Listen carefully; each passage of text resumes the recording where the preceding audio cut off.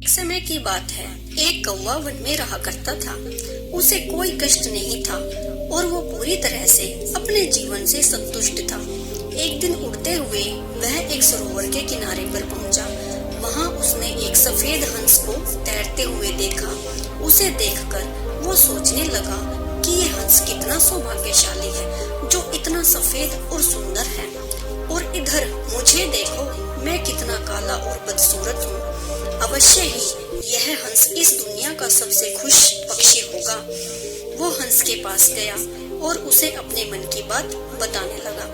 ये सुनकर हंस बोला कि नहीं, वास्तव में ऐसा नहीं है मित्र। पहले मैं भी ऐसा ही सोचा करता था कि मैं इस दुनिया का सबसे सुंदर पक्षी हूँ, इसीलिए बहुत सुखी और खुश रहता था। लेकिन एक दिन मैंने एक तोते को देखा। उसके बाद से मुझे यकीन हो गया कि वही इस दुनिया का सबसे सुंदर और खुश पक्षी है। हंस की बात सुनने के बाद कौवा तोते के पास गया और उससे पूछा कि क्या वो इस दुनिया का सबसे सुंदर और खुश पक्षी है। तोते ने उत्तर दिया, मैं बहुत ही खुश रहता था जब तक मैंने मोर को नहीं देखा था, किंतु अब मुझे लगता है कि मोर से सुंदर तो कोई दूसरा पक्षी हो ही नहीं सकता, इसीलिए वो ही इस दुनिया का सबसे सुंदर और सुखी पक्षी है। इसके बाद वो मोर की खोज में निकला। उड़ते उड़ते वो एक मोर के पास पहुंचा।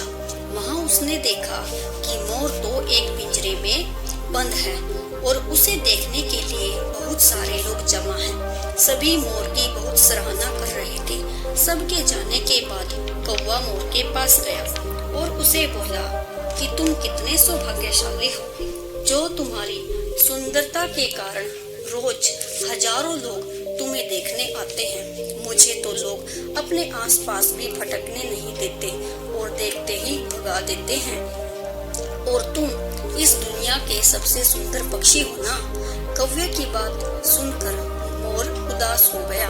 वो बोला, मित्र, मुझे भी अपनी सुंदरता पर गुमान था। मैं सोचा करता था कि मैं इस दुनिया का सबसे सुंदर पक्षी हूँ, बल्कि इस ब्रह्मांड का भी सबसे सुंदर पक्षी हूँ, इसीलिए खुश भी बहुत रहता था।